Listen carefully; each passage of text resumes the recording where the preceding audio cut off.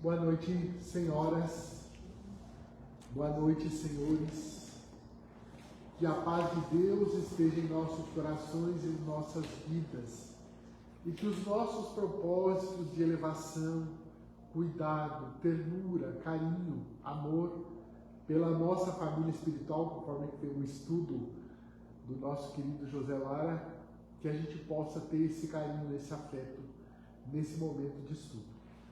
Estava contando nos dedos ali a palestra, as palestras que a gente fez esse ano da sequência. Deu somente 4. Então a gente fez uma palestra introdutória nesse ano de 2026 sobre esse livro, A Veneranda Joana de Ângeles, que a gente escolheu para começar os nossos estudos sobre a obra de Joana de Ângeles, e a gente acabou decidindo fazer uma palestra sobre cada vida. A segunda palestra, depois de ter falado sobre propósitos reencarnacionistas, a gente abordou a vida documentada de Joana de Cusa, do livro Boa Nova, um dos capítulos escritos pelo Humberto de Campos. Depois nós falamos sobre as possibilidades da reencarnação de Joana, como Joana, mãe de João, de Giovanna, mãe de Giovanni, que depois passou a ser chamado de Francesco da Assisi, o Francisco de Assis. Então, a possibilidade que o nosso querido César Braga Said desenvolve, e o Divaldo também, é de que ela seja clara. E a nossa possibilidade é que ela possa ser a mãe de Francisco de Assis. Nessa oportunidade de estudo, e já passaram 2 minutos do nosso estudo, a gente tem 8 capítulos falando sobre Juana de Asbacle e Ramírez de Santillana, que passou a ser chamada Juana Inês de la Cruz. Olha que coisa interessante, né? Ter na monja, uma pessoa com uma vida completamente diferente de Clara, com uma estrutura cognitiva completamente diferente, com a possibilidade de ser a reencarnação. Como é que Deus conecta essas coisas? Como é que a gente conecta? Como é que a gente faz um estudo reencarnatório? É simples ou é difícil a gente entender? Porque o processo das identidades muda quando muda o ego, quando muda a persona, quando muda a família, quando muda a sociedade e quando muda o self. Então, a ideia de você ter uma identidade em que você assina tudo aquilo que você faz é uma coisa interessante. Então, a ideia, essa palestra é uma palestra simples, não é uma palestra rebuscada. A gente fez uma palestra no mês passado sem ter se preparado muito, a gente resgatou uma palestra e ela não estava na sequência, a gente não gravou. E eu falei para alguém, não lembro para quem que eu falei, olha, essa palestra que eu fiz sobre o Cristo Consolador é uma palestra mais desenvolvida do que essa da Juana Inês, porque eu não sou um bom biógrafo, eu não sou um bom historiador. Então o que a gente vai fazer? A gente vai fazer leitura comentada. Na medida que a gente vai lendo, a gente vai comentando. Se tiver alguma dúvida, alguém quiser perguntar alguma coisa, eu vou dizer que eu não sei.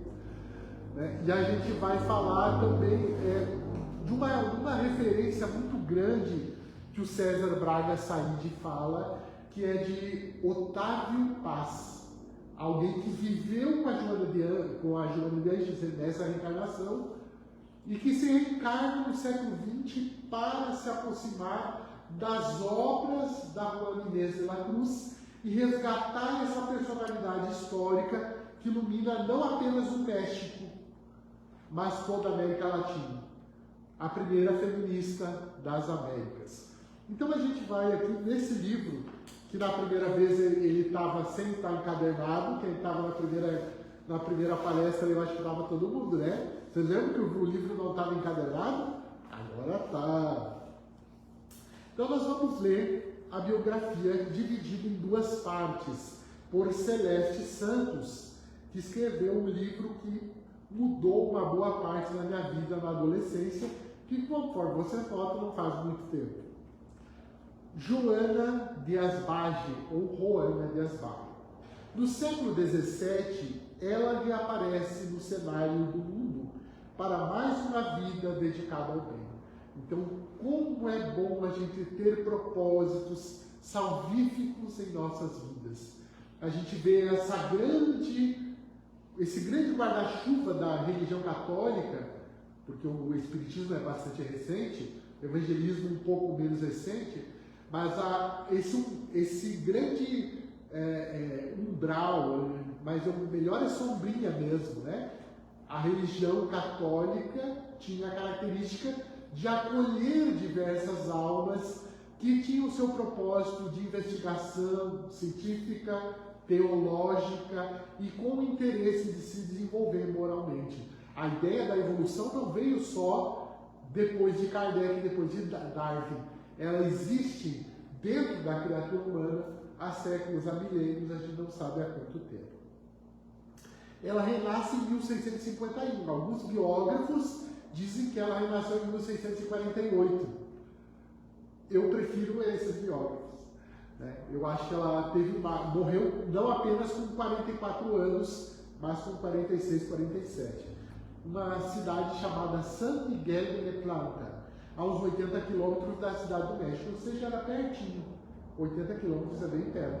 É mais perto, Carazinho e Passo é mais perto. Só para vocês terem uma ideia, né? Mas é mais ou menos isso, assim. O nome dela era Juana de Asbaje y Ramírez de Santillana. Filha de pai basco, ou seja, um pai mexicano, um pai vindo da Europa, talvez espanhol, e de uma mãe indígena. Olha que interessante. Que coragem, né? Nascer de mãe indígena. E isso, ela é uma das personalidades mais influentes ainda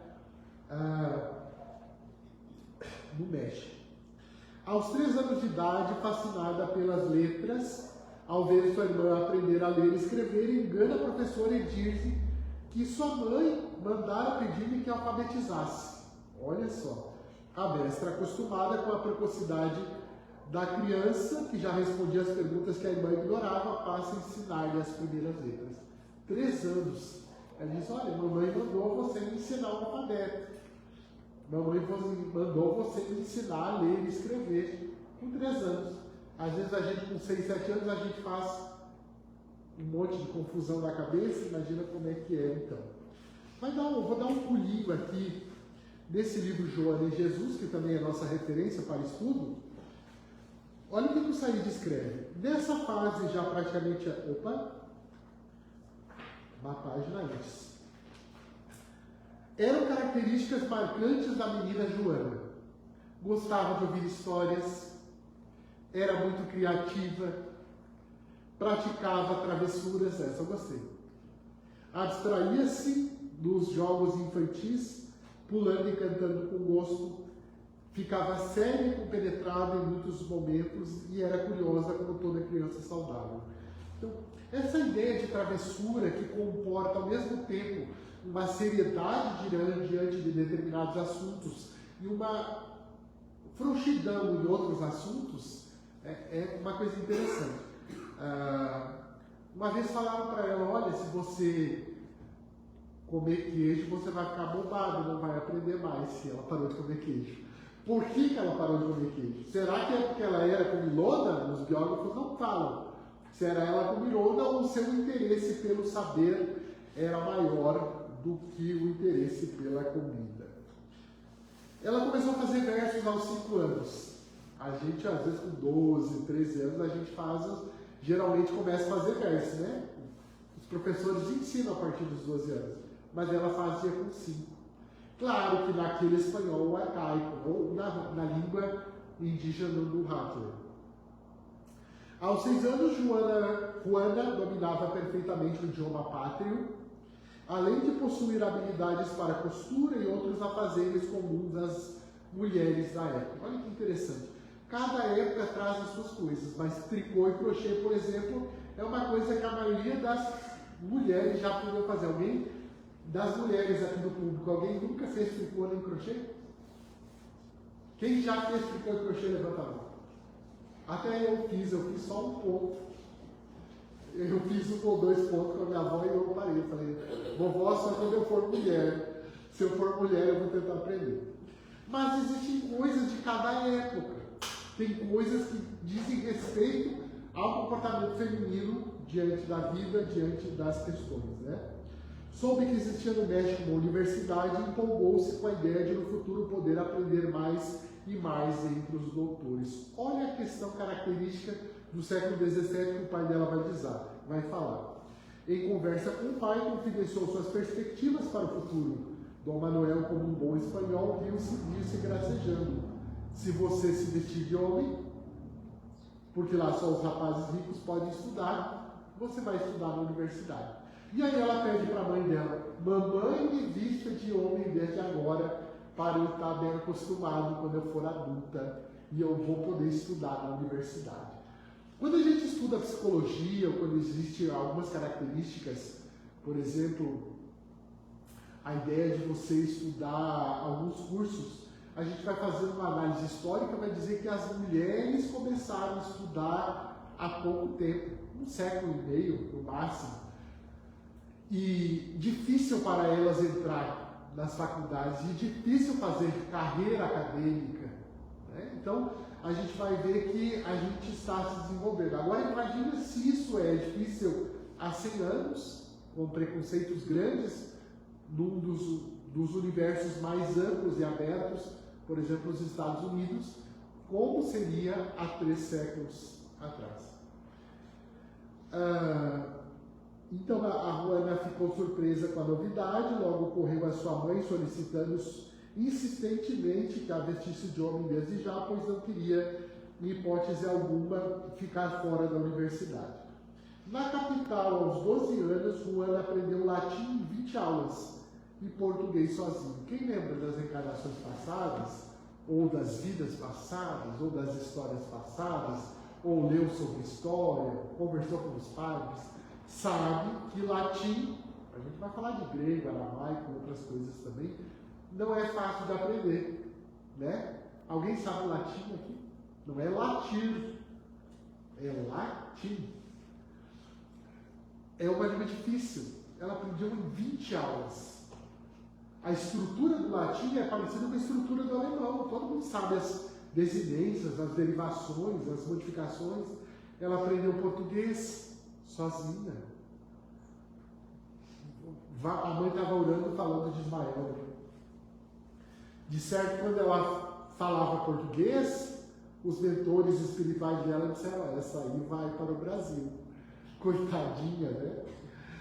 Veio para cá ser tutora do Divaldo. Primeiro se preparou para ser tutora de um espírito de alto coturno, altas possibilidades intelectuais. Se preparou em alguns séculos, milênios, e desenvolveu a sua tarefa com extraordinária beleza. Ela falava também na Ruache uma língua indígena. Isso que a gente vai ler agora é muito importante para entender o sentido da mudança que a vida vai ter, porque a vida às vezes é que nem Porto Alegre, né? Quem já morou em Porto Alegre sabe. Às vezes tu quer ir para lá, tu tem que ir para lá, para poder ir para o lugar certo, né? Se você não sabe certinho as ruas, a gente se perde, né? Então fala aqui uma pesquisa retirada do Reader Digest, do Seleções, né? A revista Seleções, o Marquês de Mancera, querendo criar uma corte brilhante na tradição europeia, convidou a menina prodígio de 13 anos para dama de companhia de sua mulher. 13 anos, dama de companhia do Marquês de Mancera, uma das principais figuras exponenciais da Espanha da época. Na corte encantou a todos com sua beleza, inteligência e graciosidade, tornando-se conhecida e admirada pelas suas poesias, seus ensaios e peças bem-humoradas. 13 anos, conhecida, poesias, né, romances também, ensaios. Né? Segundo Fernando Benítez, seus poemas de amor são citados até hoje, e suas peças são representadas em programas de rádio e TV. Então, A gente vê, por exemplo, quando a gente estuda Shakespeare aos 11, 12 anos, né? Eu sempre falo que eu tenho dificuldade nas línguas, principalmente inglesa. Mas quando a gente estuda, a gente vai ter a referência a um passado linguístico e social da Inglaterra. Quando a gente vai morar no México, por exemplo, a gente vai estudar lá Juana Inés de la Cruz. Olha que interessante, né? Então a gente tem essa ideia do quão grande ela era. Um dia o vice-rei resolveu testar os conhecimentos da vivaz menina e reuniu 40 especialistas da Universidade do México para interrogá-la sobre os mais diversos assuntos. A plateia assistiu pasmada aquela jovem de 15 anos respondendo durante horas ao bombardeio das perguntas dos professores. E tanto a plateia como os próprios especialistas aplaudiram-na, ao final ficando satisfeito o vice-rei.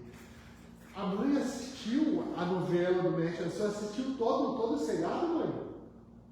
A mãe assistiu todo o seriado sobre Juana Inés de la Cruz, foi gravado provavelmente no México, e eu assisti um dos episódios e eu dei a sorte de eu assistir o dia que os caras perguntaram sobre todas as coisas para ela. Eu não tenho a memória para guardar para falar sobre tudo isso, mas eu lembro que ela era inteligentíssima, vivazíssima e belíssima. Né? E essa tradição, essa capacidade de fazer brilhar através do intelecto é uma das características que a gente vê na própria obra do mandato espiritual que ela tem com o Divaldo e com a coletânea enorme de filhos do Divaldo de forma direta, os meninos e meninas que foram adotadas por ele, e das linhas intelectuais, morais, emocionais, religiosas que ligam a grande família do Divaldo e da Joana, sob o ponto de vista espiritual e material. Eu não sou muito bom em espanhol, mas eu tenho uma poesia aqui que eu gostaria de fazer ela. Vou arriscar o meu espanhol terrível. En perseguir el mundo que interesas, en que te ofendo cuando solo intento poner belezas en mi entendimiento y no mi entendimiento en las durezas, yo no estimo tesouros ni riquezas, y así siempre me causa más contento poner riquezas en mi pensamiento que no mi pensamiento en las riquezas. Yo no estimo hermosura que vencida es despojo civil de las edades. Minha riqueza me agrada fementida, teniendo por mejor en mis verdades consumir vanidades, ou seja, vanidades, de la vida, que consumir la vida em vanidades. Então é aqui que tem ela. A gente fez a metade do nosso estudo, e agora a gente vai para o segundo capítulo, que é a mesma pessoa, o mesmo self, com uma estrutura diferente, porque ela muda de nome quando entra na igreja.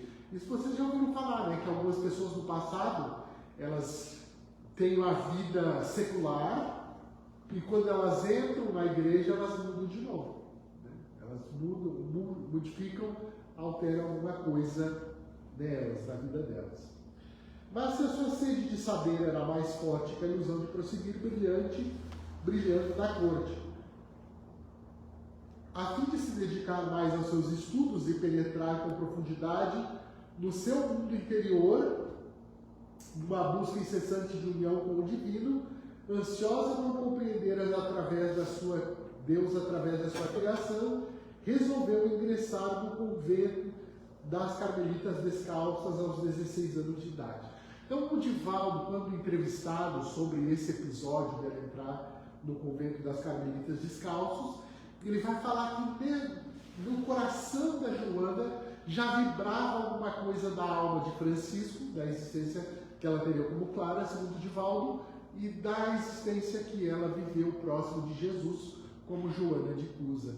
Então, sempre no nosso psiquismo resta algo do nosso passado e existem coisas na nossa alma que são prospectivas. Como é que eu estarei, por exemplo, quando existir no Reino dos Céus? Ou, será que eu já visitei o nosso lar? Será que eu já visitei alguma comunidade espiritual próxima da Terra? Será que eu vou para outros mundos? Será que eu sou daqui ou será que não? Então a gente tem perspectivas, coisas que vibram em nossa alma, que podem ter origem nessa vida, na grande rede mental ao qual nós nos conectamos, não é igual à internet, talvez um pouco menos sofisticado, talvez mais, mas tem coisas que dizem respeito ao nosso inconsciente coletivo, que pode ser de outras vidas, pode ser dessa vida, não estamos sendo fiel ainda, mas pode ser prospectiva também. Desacostumada com a rigidez ascética, adoeceu e retornou à corte. Então ela voltou para a corte, porque ela não conseguiu ficar descalça, não conseguiu fazer o ascetismo, as obrigações que entrou naquela ordem. Será que ela vai ter outra chance? Seguindo a orientação do seu confessor, foi para a ordem de São Jerônimo da Conceição. Ali a segunda chance, ela entrou na ordem de São Jerônimo e ficou a vida inteira. Que tem menos obrigações religiosas, podendo dedicar-se às letras e à ciência. Tomou o nome de Sor Juana Inês de la Cruz. A gente já ouviu falar dos frades, né? Todo mundo sabe o que é frade. Tem frade e confrade. E soro e consoro. Tem dois femininos para frade. Um é freira e outro é soro. Ela adotou o nome de Soro. Então, eu sou uma irmã religiosa. Como se fosse isso. Ela passa a ser uma irmã religiosa no contexto em que ela está. E ela fala Juana Inês de la Cruz. Ela não tem o nome de Joana. Tem um capítulo muito interessante nesse livro aqui, Joana e Jesus, em que o Divaldo vai falar por que ele escolheu o nome Joana. Ele diz assim, Joana é um nome simples, de pessoas modestas. Então ela quis parecer uma pessoa modesta. Quando ela fala para o Divaldo que o nome dela é Joana, ela assinava como um espírito amigo, o Divaldo perguntou para ela, não tem um nomezinho melhor para dar? Porque Joana não pode ser um nome mais pomposo, mais brilhante? E aí que ela fala Joana de Ângeles. E na próxima palestra, se tudo der certo, vai lá, a gente vai falar sobre Joana Angélica de Jesus, também é uma palestra bem simplesinha. Na sua confortável cela, cercada por inúmeros livros, globos terrestres, instrumentos musicais e científicos, Juana estudava. Escrevia seus poemas, ela nunca abandonou o seu trabalho com poemas. Ensaios, dramas, peças religiosas, cantos de Natal e música sacra. Quem já fez faculdade de música, que é o meu caso, sabe que compor música religiosa, cantos de Natal não é fácil. Então ela, além de estudar, ela tinha a capacidade de escrever música. Não eram óperas, se fossem óperas a gente teria o resgate aqui do nosso ocidente do Brasil. É interessante quando a gente estuda a música brasileira também, do século XIX, do Barroco para cá, a gente vê que teve grandes homens que fizeram composições aqui no Brasil também, né? E a gente nem sempre tem acesso a esses materiais. Mas só para a gente pensar um pouco sobre isso, a grandeza dos seres que reencarnaram antes e dos que virão depois de nós, né? Era frequentemente visitada por intelectuais europeus e do Novo Mundo, intercambiando conhecimentos e experiências. Nessa época, tinha algumas mulheres, algumas freiras, que tinham celas grandes e outras que tinham celas pequenas. Ela tinha uma cela grande. Além das freiras, existiam meninas, adolescentes, que passavam a ser tuteladas das freiras, aprendiam tricô, crochê, macramê, não sei.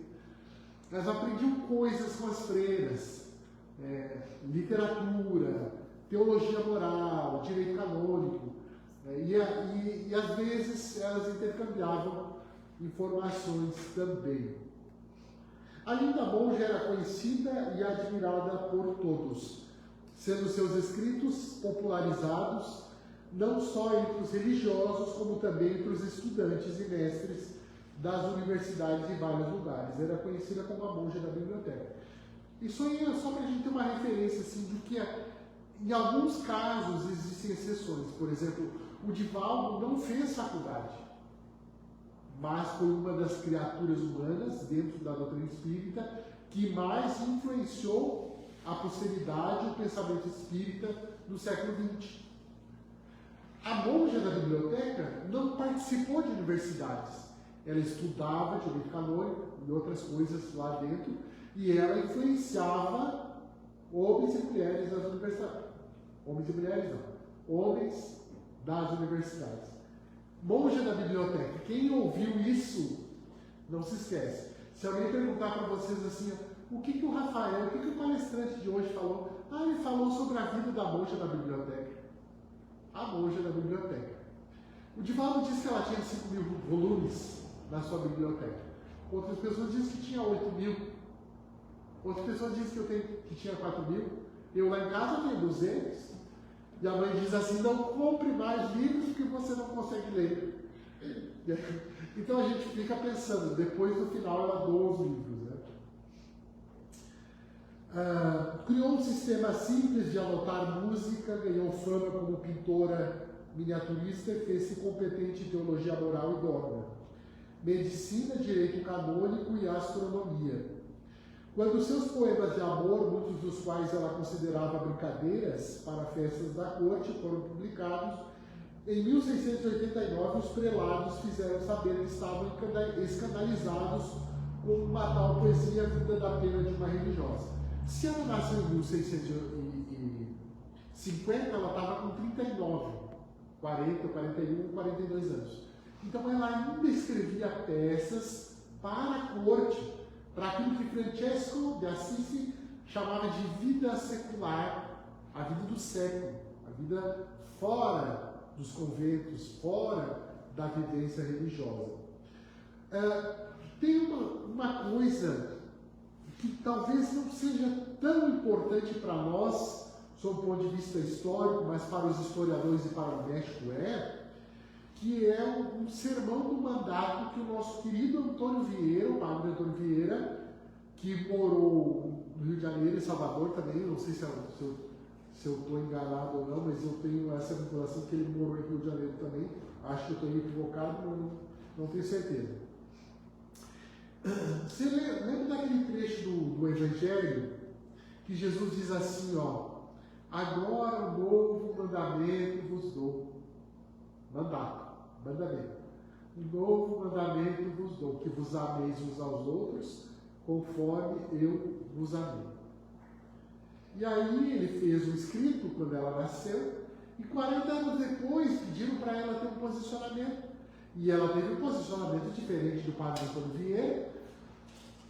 O registro do posicionamento dela foi publicado em Salvador, e o Divaldo conta que que o padre Antônio Vieira estava quebrado, não tinha mais condições de responder para ela. E aí, depois disso, um dos senhores, um dos prelados da sua igreja, deixa eu ver se eu acho aqui, o bispo de Puebla, adotou um pseudônimo chamado Sor Filotea de la Cruz e falou, olha, você é mulher e você é religiosa. Se você é mulher e você é religiosa, você entendeu que a sua obrigação é estudar as coisas da igreja e não as coisas do século. Essa questão, tem um capítulo específico nesse livro João de Jesus, falando sobre a carta atenagórica. Olha que nome lindo. Já pensou você ter uma meta com o nome de atenagórica? Vou em atenagórica, né? Brincadeira. Mas a ideia de que a mulher pode estudar e pensar faz com que ela escreva o seguinte: como sem aritmética se poderão entender tantos cômputos de anos, de dias, de meses, de horas e semanas tão misteriosas como as de Daniel? Ou seja, é necessário estudar. E outras para cujas inteligências é necessário saber as naturezas, concordâncias e propriedades dos números. Como sem geometria se poderão medir a arca santa do testamento e a cidade santa de Jerusalém? cujas misteriosas medidas fazem um cubo com todas as dimensões e aquele repartimento proporcional de suas partes tão maravilhosas? Como, sem grande conhecimento de ambos direitos, poderão entender os livros legais? Como, sem grande erudição, tantas coisas de histórias profanas de que faz menção a Sagrada Escritura?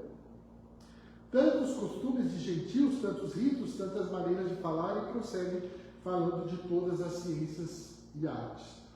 Na história da civilização ocidental, essa é uma das cartas chamada a Carta Magna da Liberdade Intelectual da Mulher Americana. A Carta Magna da Liberdade da Mulher Americana. Houve uma freira, uma irmã dela, que disse assim: você está, eu vou falar no inglês, linguajar popular, você está ficando meio maluca. É necessário que você fique um tempo sem estudar. Ela ficou um tempo, 3 meses sem estudar. E ela ficou encantada, porque ela dizia assim: pois que vos poderia contar, senhora, dos segredos naturais que descobri cozinhando? Ver que o ovo se une e frita na manteiga, o azeite, e ao contrário se despedaça no molho? Ver que o açúcar se converte em fluido, basta jogar uma mínima parte de água em que haja estado uma fruta ácida? E ela termina assim, mais ou menos: se Aristóteles tivesse cozinhado, muito mais teria escrito. Então, a mulher interessantíssima, né? E a gente vai terminando aqui, mais ou menos nos próximos 3, 4, 5 minutos, já que a gente é flexível em relação à data de nascimento dela também. Ela vai falar sobre a questão importante da mulher, e ela faz nessa carta uma referência a todas as mulheres que ela de alguma forma conhecia. Ela vai falar da Bíblia, da história, da mitologia, fala de Débora dando leis, a rainha de Sabá, fala de Esther, fala da deusa das ciências Minerva, filha do primeiro Júpiter, fala de Nicostrata, uma das inventoras das línguas gregas, a Pásia Milésia, Rainha Isabel, mulher de Afonso X, e assim ela vai escrevendo várias coisas. No final da vida dela, eu não sei como é que é a vida dos santos, como é que é a cabeça das pessoas, ela não tem essa identidade de santa em período integral, mas a gente nota uma coisa na alma dela diferente. Ela renunciou às atividades seculares, ou seja, aquilo que a gente chama de um século, a vida pagã, a vida pagã é pesada, né? Mas ela renuncia à vida secular, vende os 4.000 volumes da sua biblioteca, nesse livro aqui do Said, não da Celeste, o Said fala que ela doou para o seu confessor esses valores da biblioteca, vendeu os instrumentos musicais e científicos, ficando apenas com os livros de devoção. Confessou-se e assinou com o próprio sangue 2 protestos de fé e apelos de clemência ao tribunal divino, e entregou-se à mortificação ascética, ou seja, no final da vida ela consentiu com a estrutura da igreja da época, que eram homens. Na cidade do México tinha cerca de 20 mosteiros masculinos e 2 mosteiros femininos. Então a estrutura da igreja na época já era mais masculina também, né? Então, qual é a responsabilidade que nós temos com as coisas dessa época? Não sabemos. Mas é possível que a gente tenha responsabilidade sobre essas coisas também. Em 1695, houve uma epidemia de peste na região. E eu lembro dessa estrutura que o David de Nostradamus, que também teve um final semelhante ao dela, e ele viveu antes. Juana socorreu durante o dia e a noite as suas irmãs religiosas, que juntamente com a maioria da população estavam enfermas. Foram morrendo aos poucos, uma a uma das suas assistidas. E quando não restava mais religiosa, ela, abatida e doente, tombou vencida aos 44 anos de idade. Essa ideia dos 44 anos de idade eu acho belíssimo, porque às vezes a gente prepara uma reencarnação para ligar para outra reencarnação. Francisco de Assis morreu com 44 anos de idade, então ela ligar, tem uma vida em um determinado momento para ligar para Francisco. Gente, a gente termina o nosso estudo, e aí eu vou fazer um ágil, só um plus, pedir a tolerância e a compreensão de vocês, porque eu li de novo, fiz várias leituras, me preparando para a palestra, e eu só notei ontem que a Carta Tenagórica não é sozinha a melhor obra da Joana, mas existe um soneto não, uma poesia chamada Primeiro Sonho, de Juan Mendes de la Cruz, o Primeiro Sonho. Então assim, eu trouxe para um plus, né? A ideia seria ler esse texto, mas assim, é um sonho. Ela vai falar sobre um sonho, e ela vai falar então sobre o voo da alma. O poema narra a jornada da alma da própria autora, enquanto o corpo dorme. Olha a coisa espírita. O corpo dorme, eu saio do corpo, eu sonho e me lembro. Porque às vezes a gente sonha e não lembra. A alma embarca uma peregrinação intelectual por uma noite escura e silenciosa, liberta das amarras do mundo físico. Passo 2. Saiu do mundo físico, foi para o mundo astral. A busca pelo conhecimento. Quem leu, por exemplo, o Mundo de Sofia, de Jostein Gaarder, vai ter essa ideia da busca pelo conhecimento também. O intelecto da narradora tenta compreender os mistérios do universo, desde os fenômenos naturais até o divino, a causa primeira. É uma metáfora profunda da própria vida de Sor Juana, que dedicou sua existência aos estudos para satisfazer sua sede insaciável por clareza e sabedoria. Mais 2. A crítica ao método. Durante a subida da alma, ela se depara com pirâmides e imagens geométricas escuras. Um amor pela geometria, que é um amor pela matemática. O poema demonstra que, embora o intelecto humano seja poderoso, ele é limitado. Nós precisamos de objetos materiais para a gente evoluir. E falha em tentar compreender a totalidade da criação de uma só vez. Não tem uma vida só compreender toda a totalidade da criação. E o retorno, após vislumbrar o todo e sofrer uma espécie de ofuscamento intelectual diante da grandeza do Criador, a alma retorna ao corpo, despertando a poetisa e deixando-a novamente submetida às limitações terrenas. Essa é a ideia que acompanha todos aqueles que querem fazer o voo da sabedoria do conhecimento. A gente consegue compreender que existe uma sede de saber incontida em nosso universo, em nossa forma de ser. E a gente não consegue dar conta de estudar tudo que deseja. E pior, às vezes a gente não consegue nem estudar. Chega em casa cansado, toma um banho, come uma torrada e não consegue estudar. Daí a gente vai ver filmes, vai escutar música, vai fazer outras coisas. Então, essa vida da Joana de Ângeles, ela se aproxima pela nossa sede de saber.